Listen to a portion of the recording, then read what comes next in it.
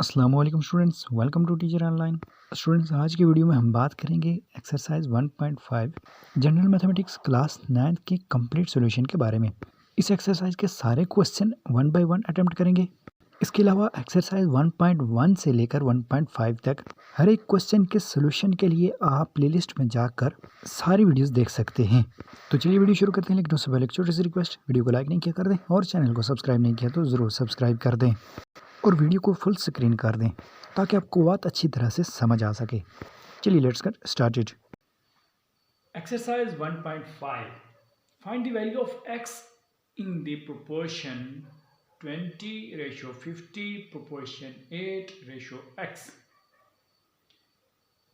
20:50 proportion 8:x में x की कीमत मालूम कीजिए। क्वेश्चन नंबर 1 है हमारे पास। इसके अलावा बाकी सारे जो क्वेश्चंस हैं वो डिफरेंट हैं, ये ज़रा उनसे डिफरेंट क्वेश्चन है। ठीक है, तो सबसे पहले हम इस क्वेश्चन को देख लेते हैं। बाकी क्वेश्चन जो क्वेश्चन आते जाएंगे मैं आपको साथ साथ समझाता जाऊंगा। ठीक है, ये अपनी नौइयत का वाहिद क्वेश्चन है इस एक्सरसाइज में। रेशो कहते हैं जी निस्बत को, और प्रोपोर्शन कहते हैं तनासब को। ये तो दो डॉट्स हैं, ये रेशो है, और जो चार हैं इसको हम कहते हैं प्रोपोर्शन तनासब। ठीक है, इसको सॉल्व करते हैं जी क्वेश्चन को। क्वेश्चन है 20:50 प्रोपोर्शन 8:x। शुरू से आप एक असूल पढ़ते आ रहे हैं इसका जी, product of extremes equal to product of means. ठीक है जी, यानी तरफैन का हासिल ज़र, यानी इन दोनों का हासिल ज़र मल्टीप्लाई करना बराबर है प्रोडक्ट ऑफ मीन्स इन दोनों का हासिल ज़र वस्तैन का हासिल ज़र। ठीक है, तरफैन का हासिल ज़र बराबर है वस्तैन के हासिल ज़र के। तो हम इसको लिख सकते हैं जी 20 multiply by x is equal to 50 multiply by 8। ठीक है, अब इसको जरा सॉल्व करते हैं। तो ये होगा हमारे पास 20x इज इक्वल टू 58 ज़र 400, x इज इक्वल टू 400/20, ये बराबर है 0 से कैंसिल और 2 1 ज़र 2 2 2 ज़र 4 और 2 0 20। ठीक है, तो x is equal to 20x के हमारे पास वैल्यू 20 आ गई। इस तरह से हमारा पहला क्वेश्चन सॉल्व हो गया। क्वेश्चन नंबर 2 है हमारे पास। The price of 15 suits is Rs 6750। 6750 रुपये कीमत है 15 जोड़ों की। और how many such suits can be purchased bye an amount of Rs 4050, यानी 4050 रुपये में कितने जोड़े खरीदे जा सकते हैं इस तरह के। ठीक है, तो उर्दू मीडियम और इंग्लिश मीडियम दोनों का क्वेश्चन मैंने लिख लिया है। अब देखें जी, अगर तो पैसे कम होंगे तो हमारे पास कपड़ों के जोड़ों की तादाद कम होगी, और अगर हमारे पास पैसे ज़्यादा होंगे तो हम ज़्यादा कपड़े खरीद सकते हैं। ठीक है, ये तो कॉमन सी बात है। इसको कहते हैं डायरेक्टली प्रोपोर्शनल। एक चीज़ के बढ़ने से दूसरी चीज़ बढ़े, या एक चीज़ के कम होने से दूसरी चीज़ कम हो, तो इसको कहते हैं डायरेक्टली प्रोपोर्शनल। ठीक है, तो सबसे पहले हम डायरेक्टली प्रोपोर्शनल की ही एग्जांपल करेंगे, यानी ये जो क्वेश्चन है ये डायरेक्टली प्रोपोर्शनल की ही मिसाल है, और जो इन्वर्सली प्रोपोर्शनल होगा वो जब आएगा तो मैं आपको बता दूंगा। ठीक है, एक चीज़ के बढ़ने से दूसरी चीज़ बढ़े या एक चीज़ के कम होने से दूसरी चीज़ कम हो, तो हम उसको कहते हैं ये डायरेक्टली प्रोपोर्शनल है। क्वेश्चन है जी 15 सूट्स हमारे पास कितने हैं जी, यहाँ हम लिख सकते हैं जी सूट्स 15, और यहाँ दूसरी चीज़ क्या है हमारे पास, प्राइस। ठीक है, कीमत। तो 15 सूट की कीमत है जी 6750। ठीक है, 6750 रुपये। और x हमने सूट मालूम करने हैं, तो x और 4050 में 4050 रुपये में कितने आएंगे, तो ये डायरेक्टली प्रोपोर्शनल है। डायरेक्टली प्रोपोर्शनल के लिए आप इसका एरो भी ऊपर की तरफ कर दें और इसका एरो भी ऊपर की तरफ कर दें। ठीक है, तो ये हमारे पास हो जाएगा x/15, यहाँ रेशियो है। ठीक है, x over 15 is equal to, दोबारा से हम 40 50 को पहले लिखेंगे, 40 50 ओवर 67 50। अब हम इसको लिख सकते हैं जी x is equal to 40 50 multiply by 15 over 6750। ठीक है, तो x इज इक्वल टू, अब हम इसको कैलकुलेटर पे सॉल्व करके देखते हैं क्या आता है हमारे पास। तो 40 50 को मल्टीप्लाई बाय 15 किया, डिवाइडेड बाय 6750, तो ये हमारे पास आ गया जी 9। कितना आ गया? 9। तो हम 9 सूट खरीद सकते हैं 4050 रुपये में। ठीक हो गया। क्वेश्चन नंबर 3 है हमारे पास, a motorcycle covers 90 kilometre in 2 litres of petrol.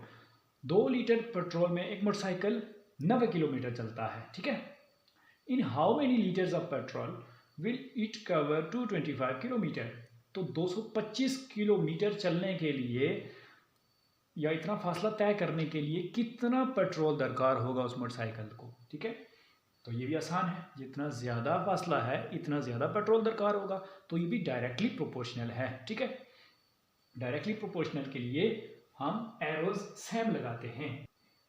सबसे पहले हमारे पास क्या है? पेट्रोल। ठीक है, या आप यहाँ से उसको लिख सकते हैं जी लीटर। ठीक है, कितने लीटर? 2 लीटर। और दूसरा हमें मालूम नहीं। ठीक है, यानी वो कितना पेट्रोल इस्तेमाल करेगा ये हमें नहीं मालूम। अब फासला, डिस्टेंस भी आप इसको लिख सकते हैं। ठीक है, डिस्टेंस, तो ये कितना है जी? सबसे पहले 2 लीटर में वो 90 किलोमीटर तक जा रहा है। ठीक है, आगे आप यहाँ पे km भी लिख सकते हैं, किलोमीटर। ठीक है, तो 2 लीटर में वो 90 किलोमीटर जा रहा है। अब हमें ये मालूम करना है कि 225 किलोमीटर के लिए वो कितना पेट्रोल इस्तेमाल करेगा। ठीक है, तो जाहिर है जब ये बढ़ेगा, फासला बढ़ेगा, तो पेट्रोल भी बढ़ेगा। इसका मतलब ये है कि ये डायरेक्टली प्रोपोर्शनल है, इसलिए हम दोनों एरोज ऊपर की तरफ लगा रहे हैं। ठीक है, अगर इन्वर्सली प्रोपोर्शनल हो, यानी एक चीज़ के कम होने से दूसरी बढ़े, एक चीज़ बढ़ने से दूसरी चीज़ कम हो, तो हम एरो को अपोजिट लगाते हैं। ये एरो अगर ऊपर की तरफ होगा तो ये नीचे की तरफ हो जाएगा। ठीक है, फिर अब ये डायरेक्टली प्रोपोर्शनल है। अब हम इसको लिख सकते हैं x/2 is equal to 225/90। To को इधर ले आए, ये हो जाएगा जी x is equal to 225 multiply by 2/90। ठीक है, तो ये कैंसिल आउट हो रहा है किससे? इसको हम कैलकुलेटर पे सॉल्व कर सकते हैं। x is equal to 225 multiply by 2 कितना होता है? 450/90। 0 0 से कैंसिल, 9 1 9 9 4 9 5 45, तो ये हो जाएगा हमारे पास 5। ठीक है, यानी 5 लीटर पेट्रोल चाहिए उसको 225 किलोमीटर फासला तय करने के लिए। ठीक हो गया। अब क्वेश्चन नंबर 4 है हमारे पास, a certain journey by train takes 5 hours at the speed of 45 kilometre per hour. एक गाड़ी को एक ख़ास सफ़र के लिए 45 किलोमीटर फी घंटा के हिसाब से 5 घंटे दरकार हैं। यानी एक गाड़ी सफ़र कर रही है और उस सफ़र में 45 किलोमीटर फी घंटा की रफ्तार से उसको 5 घंटे दरकार हैं। ठीक है, what will be the speed of the train to complete the same journey in 3 hours। इसी सफ़र को हमने 3 घंटे में मुकम्मल करवाना है, तो उस ट्रेन की या उस रेलगाड़ी की या जो भी गाड़ी है आपके पास, उसकी रफ्तार क्या होगी। ठीक है, तो ये आपने मालूम करना है। सबसे पहले जी हम लिखते हैं यहाँ पर टाइम रेशो स्पीड। टाइम है जी हमारे पास घंटों में, 5 घंटे में उसने सफ़र तय किया जी 45 किलोमीटर पर आवर की हिसाब से। ठीक है, अब वही सफ़र 3 घंटे में मुकम्मल करने के लिए उसकी स्पीड क्या होनी चाहिए। ठीक है, अब ये इन्वर्सली प्रोपोर्शनल है। इन्वर्सली प्रोपोर्शनल कैसे है? अब हम चाहते हैं वही सफर 3 घंटे में हो, तो ज़ाहिर हमें स्पीड बढ़ानी होगी। ये नहीं टाइम कम हो रहा है और स्पीड बढ़ रही है, तो ये क्या है? इन्वर्सली प्रोपोर्शनल है। ठीक है, अगर एक चीज़ के कम करने से दूसरी बढ़े या एक के बढ़ने से दूसरी कम हो तो हम उसे कहते हैं ये इन्वर्सली प्रोपोर्शनल है। ठीक है, अब हम इसका एरो इसका ड्रॉप करते हैं, इसको ऊपर की तरफ। ठीक है, अब ये देखें, इसको ये होगा जी हमारे पास 5/3 इक्वल टू x/45। ठीक है, जिस तरफ तीर जा रहा होगा हम उस वैल्यू को पहले लिखेंगे, तो हमने x पहले लिख लिया। ठीक है, अब 45 को 5 से मल्टीप्लाई करें, 45 मल्टीप्लाई बाय 5 डिवाइडेड बाय 3 बराबर है x के। तो x की वैल्यू हमारे पास क्या आ जाएगी? 3 1 जार 3 3 15 जार 45। ठीक है, 15 3 से 45 हो गया और 15 मल्टीप्लाई बाय 5 हो गया हमारे पास 75। तो ये होगी हमारे पास 75 किलोमीटर पर हार। कितनी स्पीड हमें चाहिए? 75 किलोमीटर पर हार की स्पीड चाहिए, अगर वही सफ़र हम 3 घंटे में उससे मुकम्मल करवाना चाहते हैं, जो कि उसने 45 किलोमीटर फी घंटा की रफ्तार से 5 घंटे में मुकम्मल किया था। ठीक है, तो ये आपको क्वेश्चन क्लियर है। अब क्वेश्चन नंबर 5 है हमारे पास, 6 men can paint a house in 4 days। 6 आदमी एक घर को 4 दिनों में रंग कर सकते हैं। How long it would take to paint the house if 3 men are employed. अगर 3 आदमियों को रखा जाए तो वो कितने अरसे में घर को रंग करेंगे? सीधी सी बात है जी, 6 आदमी हैं, अगर वो 4 दिनों में कर रहे हैं तो 3 आदमी आपने रख लिए, आपने आदमियों का आधा कर लिया, तो डेज को आप डबल कर दें जी, 8 दिन लगेंगे। लेकिन जब हम इसको प्रॉपर तरीके से सॉल्व करेंगे तभी आपका जवाब दुरुस्त सवर होगा। ठीक है, अच्छा जी, सबसे पहले हम लिख सकते हैं यहाँ पर डेज। ठीक है, डेज कितने हैं जी? डेज हैं हमारे पास 4 और दूसरे डेज हमें मालूम करना है। ठीक है, अब हम लिख सकते हैं जी मैन, यानी आदमियों की तादाद, डेज रेशो मैन, और 4 रेशो, पहले हमने कितने आदमी लगाए थे? 6 आदमी, अब हमने आदमी कर दिए जी 3। ठीक है, ये हमारे पास एक रेशो की फॉर्म में आ गया। अब एरो देखिए जी, सबसे पहले इस एरो को ऊपर की तरफ ले जाएं। ठीक है, अब दूसरा एरो, चूंकि जब मैन की तादाद आप कम करेंगे तो आपको डेज ज़्यादा लगेंगे, अगर मैन की तादाद बढ़ाएंगे तो डेज कम होंगे, यानी ये इन्वर्सली प्रोपोर्शनल है। ठीक है, तो हम इसमें इस एरो को ड्रॉप कर देते हैं। ठीक है, नीचे की तरफ। अब देखिए हम इसको लिख सकते हैं जी x/4 इज इक्वल टू 6/3। तो ये हो जाएगा हमारे पास x is equal to 4 multiply by 6/3। ठीक है, ये 4 यहाँ आके मल्टीप्लाई हो गया, 4 6 24/3। तो ये हमारे पास आ गया जी 8। तो हमें 8 दिन चाहिए अगर हम 3 मजदूर रखते हैं तो। ठीक हो गया। क्वेश्चन नंबर 6 है हमारे पास, a manager plans to produce 100 bicycle with the help of 25 persons. एक मैनेजर 25 आदमियों की मदद से 4 घंटे में रोजाना की बुनियाद पर 100 बाईसाइकिल बनाने का मंसूबा बनाता है। ठीक है, वर्किंग फॉर हार्ड डेली, 4 घंटे वो हर रोज काम करते हैं। How many bicycles can be made, कितने बाईसाइकिल बन सकते हैं? बाय 40 पर्सन्स, अगर 40 आदमी हो। If they work 3 hours daily, अगर वो हर रोज 3 घंटे काम करते हों। ठीक है, तो बाईसाइकिल कितने बन सकते हैं मालूम क्या करना है? बाईसाइकिल्स। ठीक है, बाईसाइकिल्स आप या तो इस साइड पे लिखें या फिर इस साइड पे लिखें। ठीक है, कहीं साइड पे इनको लिखना है। 3 चीज़ें अब आ गई हैं, 3 चीज़ें आ गई हैं, तो ये आपके लिए थोड़ा सा और मुश्किल है, गौर से समझने की बात है। तो हम इसको लिख लेते हैं जी, सबसे पहले बाईसाइकिल्स, यहाँ हम लिख लेते हैं जी BICYCLES बाईसाइकिल्स। ठीक है, बाईसाइकिल्स पहले हमारे पास कितनी है? 100। ठीक है, और दूसरी हमें मालूम करनी है तो x। ठीक है, इसका एरो ऊपर की तरफ कर दें। ठीक है, बिला झिझक आप पहला एरो ऊपर की तरफ कर सकते हैं।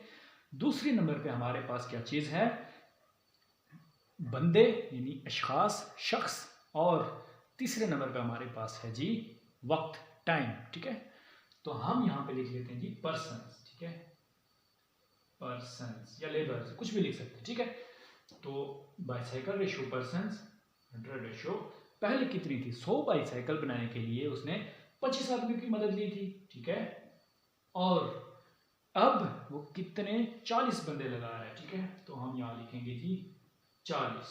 ठीक हो गया। तीसरे नंबर पे हमारे पास क्या चीज़ है, टाइम। इसको आप लिख सकते हैं जी टाइम इन हॉर्स, किस में है जी, टाइम घंटों में। ठीक है, यहाँ आप अच्छे लिख सकते। ठीक है, तो ये होगा हमारे पास पहले 4 घंटे था। ठीक है, और उसके बाद कितने घंटे हो गया, 3 घंटे की बुनियाद पर। ठीक है जी, 3 घंटे। ये 3 चीज़ें हमारे पास आ गई। अब हम देखते हैं जी इसको कि पर्सन्स की तादाद बढ़ेगी तो क्या बाइसाइकिल्स की तादाद बढ़ेगी या कम होगी। इसी तरह से टाइम बढ़ेगा या कम होगा तो बाइसाइकिल्स की तादाद बढ़ेगी या कम होगी। ये हमें मालूम करना ज़रूरी है हमारे लिए।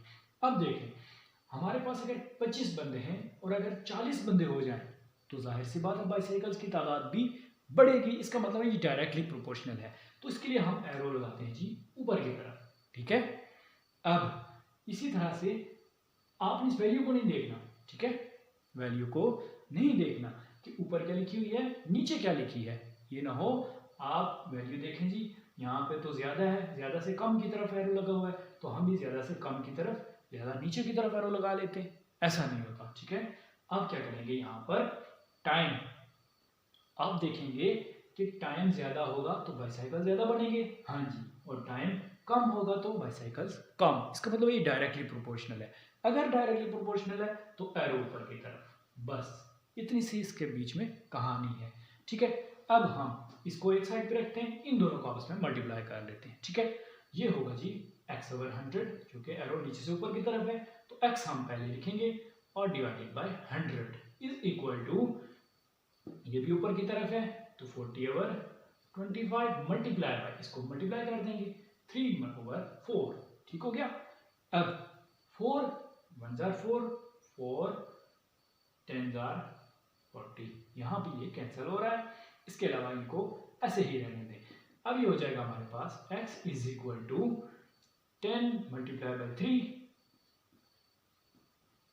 इसको भी उधर ले जाए, मल्टीप्लाई बाय 100, और कितना है ये 25, 25 1 जार 25, 25 4 जार 100, ये भी कैंसिल हो गया। अब हम इसको लिख सकते हैं जी 10 3 जार 30, 34 जार 120, तो 120 बाईसाइकिल्स बन सकते हैं जी, अगर हमारे पास 40 आदमी हो और वो हर रोज 3 घंटे काम करें तो। ठीक हो गया। क्वेश्चन नंबर 7 है हमारे पास, a factory makes 560 fans in 7 days with the help of 20 machines. 20 मशीनों की मदद से एक फैक्ट्री में 7 दिनों में 560 पंखे बनते हैं। How many fans can be made in 12 days with the help of 18 machines. अब 18 मशीनों की मदद से 12 दिनों में कितने पंखे बन सकेंगे। ठीक है, सबसे पहले कितने पंखे बन सकेंगे, पंखों की तादाद मालूम करनी है, तो हम यहाँ पर लिख लेते हैं जी सबसे पहले फैंस। ठीक है, ये आप यहाँ इस साइड पे लिखेंगे या इस साइड पे लिखेंगे। ठीक है, तो फैंस की तादाद सबसे पहले हमारे पास है जी 560 पंखे। ठीक है, जो बनते हैं जी, और दूसरी तादाद हमें मालूम करनी है। ठीक है, अब मशीनें लिखें या दिन लिखें ये आपकी मर्जी है, तो हम लिख लेते हैं जी मशीन्स। ठीक है, MACHINES मशीन्स। मशीनों की तादाद कितनी है, पहले है जी 20। ठीक है, रेशो 20। अब दूसरे नंबर पे हमारे पास कितनी मशीनें रह गई, 18 मशीनें, तो हम यहाँ लिख लेते हैं जी 18 मशीन्स। ठीक है, तीसरे नंबर पे हमारे पास है जी डेज। ठीक है, नंबर ऑफ डेज, दिन कितने हैं, तो पहले हमारे पास दिन है जी 7 days। ठीक है, और उसके बाद हमारे पास कितने दिन हैं जी, 12 दिन, 12 days। ठीक है, 12। अब हमारे पास देखते जाए जी, मशीनें ज़्यादा होंगी तो पंखे ज़्यादा बनेंगे। इसी तरह से दिन ज़्यादा होंगे तो ज़्यादा पंखे बनेंगे, दिन कम होंगे तो कम पंखे बनेंगे। यानी ये डायरेक्टली प्रोपोर्शनल है, ठीक है। मशीन्स भी डायरेक्टली प्रोपोर्शनल है फैंस के, और डेज भी डायरेक्टली प्रोपोर्शनल हैं मशीन फैंस के, ठीक है। तो इसका मतलब ये हुआ, हम इसको लिख सकते हैं जी एरो अप, ठीक है, इसका भी ऊपर की तरफ और इसका भी ऊपर की तरफ, ठीक है। डायरेक्टली प्रोपोर्शनल हो तो आप इसको एरो ऊपर की तरफ देंगे। अच्छा जी, x/560 इक्वल टू, अब ये लिखेंगे 18/20 मल्टीप्लाई बाय 12/7, ठीक है।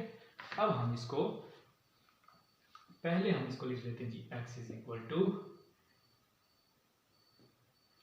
18 मल्टीप्लाई बाय 12 मल्टीप्लाई बाय 560, ये आसान है तो ज़्यादा इसको इस तरह से करके और 20 मल्टीप्लाई बाय 7 कर देते हैं, ठीक है। x is equal to 18 multiply by 12 multiply by 560 divided by 20 multiply by 7, 864, ठीक है। तो ये हमारे पास आ जाएगा जी 864 पंखे, ठीक है। एक गलती जो आप लोगों ने यहाँ कैलकुलेशन में नहीं करनी वो ये कि 18 मल्टीप्लाई 20 मल्टीप्लाई बाय 560 जब आप कैलकुलेटर पे करेंगे 18 मल्टीप्लाई बाय 20 मल्टीप्लाई बाय 560, तो ये आपके पास एक आ जाएगी फिगर इस तरह की 201600, ठीक है। इसके बाद आप लोगों ने डिवाइडेड बाय, ये जो है 20 मल्टीप्लाई बाय 7, इसको आप लिखेंगे 7 टू 14 140, इसको 7 से मल्टीप्लाई करें 140 आता है, तो डिवाइडेड बाय 140 करना है, ना कि डिवाइडेड बाय 20 मल्टीप्लाई बाय 7 करना है। तो ये क्या हो जाएगा, इस तरह से आप इसको इस पे डिवाइड कर रहे हैं और जो आंसर आ रहा है उसको 7 से मल्टीप्लाई कर रहे हैं, ये नहीं करना बल्कि इसको 140 से आपने डिवाइड करना है। तो इसलिए ज़रूरी है कि आप इसको डिवाइडेड बाय 140 करें, ठीक है, तब आपके पास आंसर 864 आएगा। ये याद रखने वाली बात है, ठीक है। क्वेश्चन नंबर 8 है हमारे पास, a factory makes 600 soaps in 9 days with the help of 20 machines. एक फैक्ट्री में 20 मशीनों की मदद से 9 दिनों में 600 सूट तैयार होते हैं। इंग्लिश मीडियम की बुक पे ये सोप है यानी साबन, और उर्दू मीडियम की बुक पे ये सोट है, तो बात एक ही है। और नेक्स्ट है जी कि how many soaps can be made in 12 days, 12 दिनों में कितने सूप बन सकते हैं, और नीचे है कि 12 दिनों में कितने सूट तैयार हो सकते हैं with the help of 18 machines, 18 मशीनें अगर हों तो। अब हमारे पास सबसे पहले है जी सोप, ठीक है। जाहिर है हमें तो वही मालूम करना है, जो मालूम करना है वो सबसे पहले लिख लें या सबसे एंड पे लिख लें, ठीक है। सोप्स मालूम करने जी, सोप्स पहले हमारे पास है जी जो तैयार हुए वो 600, ठीक है, और दूसरे मालूम करने तो x, ठीक है, रेशो। अब हम मालूम करेंगे जी कितने दिनों में तैयार हुए, यहां हम लिख सकते हैं जी डेज, ठीक है, डेज। पहले कितने दिनों में तैयार हुए, 9 दिनों में, ठीक है, और दूसरे के लिए वो हमारे पास दिन दे रहा है जी कितने, 12 दिनों में, ठीक है, 12 दिनों में कितने तैयार होंगे। अब तीसरी चीज वो हमें दे रहा है जी मशीन्स। मशीन्स पहले हमारे पास कितनी हैं, वो है जी 20, और उसके बाद मशीनों की तादाद हो गई जी कम, वो कितनी हो गई 18, ठीक है। अब एक चीज समझने वाली है वो ये कि अगर डेज की तादाद बढ़ेगी तो सोप्स की तादाद भी बढ़ेगी, डेज की तादाद हम कम करते हैं तो सोप की तादाद भी कम हो जाएगी। इसी तरह से मशीनों की तादाद बढ़ेगी तो सोप की तादाद बढ़ेगी, मशीनों की तादाद कम होगी तो सोप की तादाद भी कम होगी। इसका मतलब ये है कि ये डायरेक्टली प्रोपोर्शनल है, तो हम इसका एरो भी ऊपर की तरफ, इसका भी ऊपर की तरफ और इसका भी ऊपर की तरफ एरो लगा सकते हैं, ठीक है। अब हम इसको लिख लेते हैं जी x/600 is equal to 12/9 multiply by 18/20। अब इस 600 को दूसरी तरफ ले जाएं तो हम इसको लिख सकते हैं 12 multiply by 18 multiply bye 600 divided by 9 multiply by 20। अभी देखिए कितना आसान है, 9 1 9, 9 2 18, ठीक है। ये 0 इस 0 से कैंसिल हो गया, ये 2 1 2 2 3 6, यानी यहाँ पे आ गया 30, ठीक है। 30 multiply by 2 multiply by 12, x is equal to 12 multiply by 2 multiply by 30। तो ये हमारे पास हो जाएगा जी 12 2 24, 24 3 72 और आगे 0 720।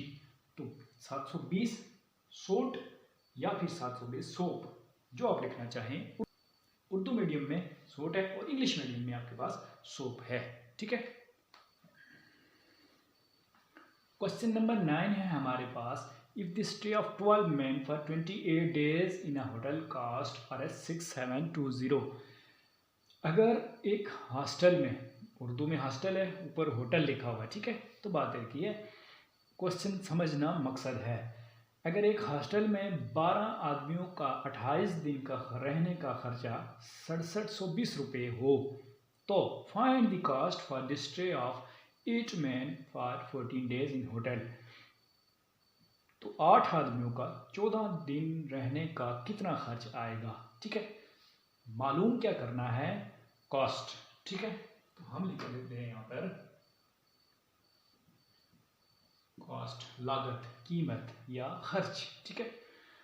तो सबसे पहले हमारे पास है जी खर्च कितना दिया हुआ उसने 6720। दूसरा हमें मालूम करना है डेज कितने हैं, डेज हैं जी स्टे फॉर 28 days, 28, ठीक है, 28 days और 14 days, 14 days, ठीक है। अब तीसरी चीज हमारे पास है जी आदमी, मैन। तो आदमी पहले कितने थे, 12 मैन, ठीक है। हम यहां लिखेंगे जी 12 और बाद में कितने हो गए जी 8 आदमी, यानी 8 मैन। तो हमारे पास यहां आ जाएगा जी 8, ठीक हो गया। अब हम इसको करते हैं सॉल्व। सबसे पहले हम ये देखें कि डेज बढ़ेंगे तो कॉस्ट बढ़ेगी, ठीक है। इसी तरह से आदमी बढ़ेंगे तो कॉस्ट बढ़ेगी। हमें मालूम करनी है कॉस्ट। इसको देखते हुए हम इन दोनों का जायजा लेते हैं, ठीक है। सबसे पहले डेज बढ़ेंगे, कॉस्ट बढ़ जाएगी, मैन बढ़ेंगे, कॉस्ट बढ़ जाएगी। तो इसका मतलब ये है कि डायरेक्टली प्रोपोर्शनल है, ठीक है।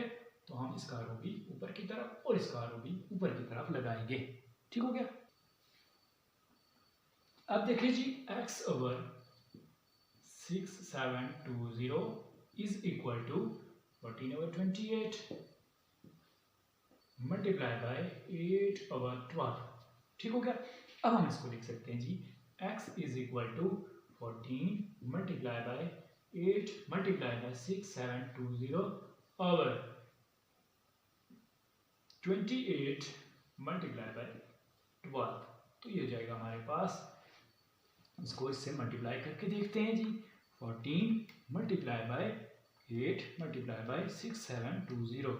ये आ गया जी हमारे पास 75 26 40, 75 26 40 divided bye 28 multiply by 12।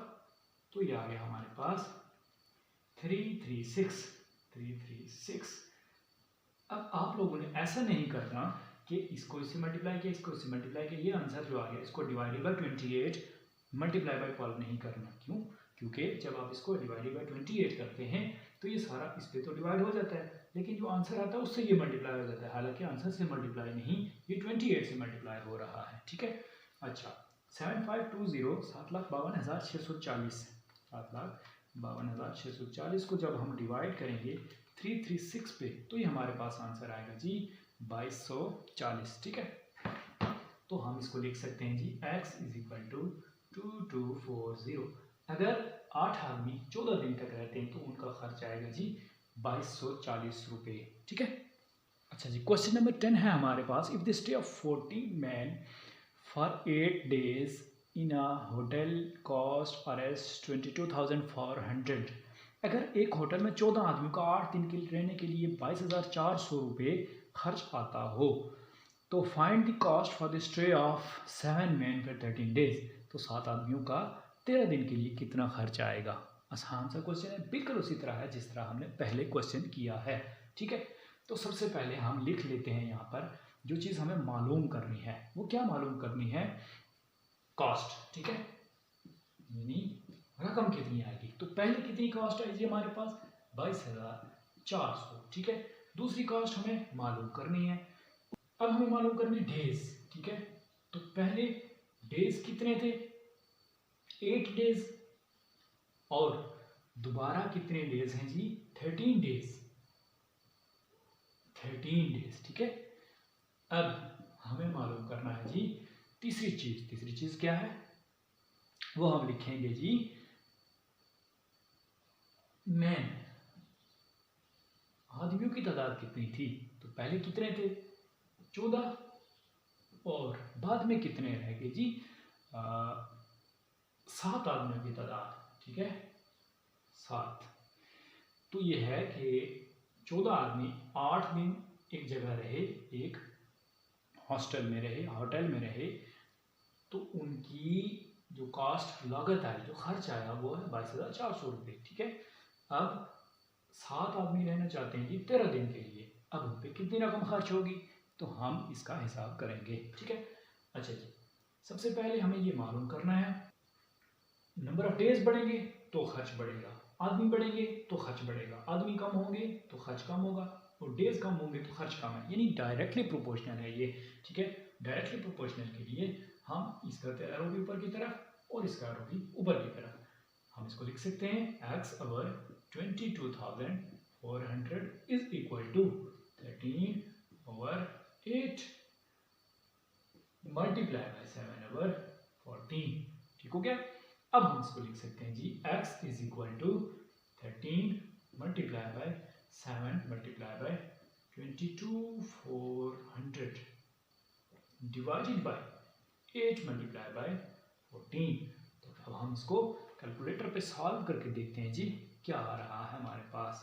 13 multiply by 7 multiply by 22,400, तो ये आ गया हमारे पास 38,400 डिवाइडेड बाय 14। 8 are 32 और 3 8 1 8 और 3 11। तो ये डिवाइडेड बाय हम इसको 11 कर देते हैं, तो ये हमारे पास आएगा जी x इज इक्वल टू 18,200, यानी 7 आदमी 13 दिन तक एक होटल में रहते हैं तो उनका खर्च आएगा जी 18,200 रुपये। ठीक हो गया। अब क्वेश्चन नंबर 11 है हमारे पास। 14 cows consume 63 kilogram of hay in 18 days. 18 दिनों में 14 गाय 63 किलोग्राम चारा खाती है। ठीक है, how many cows will eat 770 kilogram of hay in 28 days at the same rate. 28 दिन में 770 किलोग्राम चारा कितनी गाय खाएंगी? ये गौर से समझने का क्वेश्चन है। ठीक है, ये थोड़ा डिफरेंट है बाकियों से, क्यों देखते जाए। सबसे पहले हम लिखते हैं, हमें मालूम करनी है जी काउस। ठीक है, गाय। तो पहले हमारे पास कितनी गाय थी? 14 काउस, 14 गाय थी। ठीक है, और दूसरी हमें गाय मालूम करनी है तो हम लिख देते हैं x। ठीक है, अब दूसरी चीज है जी हमारे पास चारा है। ठीक है, किस में है? ये किलोग्राम में। ठीक है, सबसे पहले 14 गाय कितनी किलोग्राम चारा खा रही थी जी? 63 किलोग्राम ना, 63। ठीक है, अब x जो गाय है, यानी जो हमें मालूम करनी है वो कितना चारा? 770 किलोग्राम। ठीक है, 770 किलोग्राम। तीसरी चीज है हमारे पास ही डेज, नंबर ऑफ डेज। वो है जी सबसे पहले हैं 18 डेज, 18 दिनों में 63 किलोग्राम चारा 14 गायें खा रही थी, और 770 किलोग्राम चारा 28 दिन में, 28 दिन में कितनी गायें खाएंगी? ठीक है, पहली चीज इसका तो हम एरो ऊपर की तरफ ही करेंगे। ठीक है, अब दूसरी चीज़ है हमारे पास चारा, जो गाय की तादाद बढ़ती जा रही है, चारे की तादाद भी बढ़ेगी। ठीक है, ये तो एक जाहिर सी बात है। ठीक है, इसको हम ऐसे कर सकते हैं। अब ये बात समझने की है, दिन बढ़ेंगे तो कम गाय खा सकेंगी वही अमाउंट चारे की। ठीक है, अगर लेट्स सपोज 770 ही है, 770 ही है, लेकिन जो दिन कम होंगे तो वो ज़्यादा गाय खा सकती हैं। ठीक है, अगर दिन कम होंगे तो ज़्यादा गाय खा सकती हैं, अगर दिन ज़्यादा होंगे तो कम गाय खाएंगे। इसका मतलब ये इन्वर्सली प्रोपोर्शनल है। इसके लिए हम एरो ड्रॉप कर देते हैं। ठीक है, नीचे की तरफ ले आते हैं। अब हम इस एरो की मदद से इसको सॉल्व करने की कोशिश करते हैं। x over 14 is equal to 770 divided by 63 multiply bye, ये एरो भी नीचे ही है तो हम 18 को पहले लिखेंगे और 28 को नीचे लिखेंगे। ठीक है, ये वो वाहिद क्वेश्चन है एक्सरसाइज में जो डिफरेंट है बाकियों से। ठीक है, अच्छा जी, x is equal to 770 multiply by 18, ये भी इधर ले जाए। ठीक है, multiply by 14 divided by 63 multiply by 28, और x is equal to 770 multiply by 18 multiply by 14, तो ये आ गया हमारे पास 19 40 40 19 40 40 डिवाइडेड बाय 63 मल्टीप्लाई बाय 28, तो ये आ गया हमारे पास 1764। ये इसको हम डिवाइड कर लेते हैं जी, 194040 डिवाइडेड बाय 1764, तो ये आ गया हमारे पास 110। तो 110 गाय, तो 110 गायें 28 दिन तक 770 किलोग्राम चारा खा सकती हैं। इसी रेट से, इस रेट से ये गाय खा रही थी। ठीक है, क्वेश्चन नंबर 12 है हमारे पास। Juice manufacturer produces 3000 bottles in a day employing 15 workers working 8 hours. 15 कारीगर 8 घंटे रोजाना काम करते हुए 3000 बोतल जूस एक दिन में तैयार करते हैं। ठीक है, find the number of bottles manufactured when he employees 18 workers working 6 hours. अगर 18 कारीगर 6 घंटे रोजाना की बुनियाद पर रोजाना जूस की कितनी बोतलें तैयार कर सकते हैं या तैयार करेंगे। ठीक है, ये फाइंड करना है। आसान सा क्वेश्चन है। देखें जी, सबसे पहले हमारे पास आ जाती है जो चीज़ हमें मालूम करनी है, वो क्या मालूम करनी है, बॉटल्स। ठीक है, यानी बोतलें, उर्दू में आप लिख सकते हैं इसको बोतलें और इंग्लिश में बॉटल्स। बॉटल्स ही हमारे पास हैं कितनी, 3000, और दूसरी हमें मालूम नहीं तो x। ठीक है, इसके बाद क्या चीज़ है, कारीगर। ठीक है, या घंटे, जो आप मर्जी लिखना चाहे लिख सकते हैं। तो मैं लिख लेता हूँ जी वर्कर्स। ठीक है, कारीगर, वर्कर्स कितने हैं, पहले है जी 15।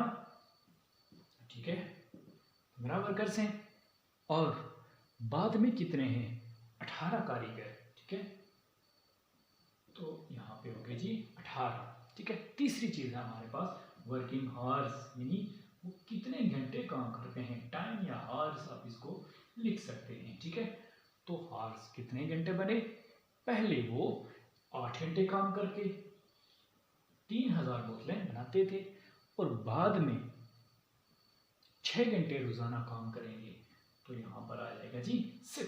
ठीक है, यानी 8 घंटे काम करके 15 वर्कर 3000 बोतलें बनाते थे, तो कितनी बोतलें बनेंगी अगर 18 वर्कर 6 घंटे काम करें तो। ये हो गया हमारा क्वेश्चन।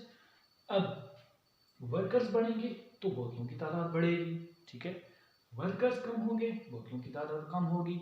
इसी तरह अगर टाइम बढ़ेगा तो बॉटल्स की तादाद बढ़ेगी, और टाइम कम लगाएंगे हम तो बॉटल्स की तादाद भी कम हो जाएगी ऑटोमेटिक। ठीक है, अब हम इसको एरो दे देते हैं, ये एरो तो ऊपर की तरफ और ये एरो भी ऊपर की तरफ। क्यों, डायरेक्टली प्रोपोर्शनल है ये। ठीक है, तीनों चीजें डायरेक्टली प्रोपोर्शनल हैं। हम इसको लिख सकते हैं x over 3000 is equal to 18 over 15 multiply by 6 over 8। ठीक है, इस तरह से। अब x equal to 18 multiply by 6 multiply by 3000 divided by 15 multiply by 8। अब ये हो गया x is equal to 18 multiply by 6 multiply by 3000। तो ये आ गया हमारे पास 3,24,000। ठीक है, डिवाइडेड बाय 15 8 120, तो डिवाइडेड बाय 120 ये आ गया हमारे पास 2700। x is equal to 2700। तो 6 घंटे काम करके 18 वर्कर 2700 बोतलें बना सकते हैं। ठीक हो गया। तो इस तरह से हमारी ये एक्सरसाइज भी कंप्लीट हुई। अगर आपको वीडियो अच्छी लगी है, वीडियो को लाइक और चैनल को ज़रूर सब्सक्राइब कीजिए ताकि हम नेक्स्ट टाइम टू टाइम मिलते रहें। मिलते हैं अगली खूबसूरत सी वीडियो के साथ। तब तक के लिए अल्लाह ने के बाद।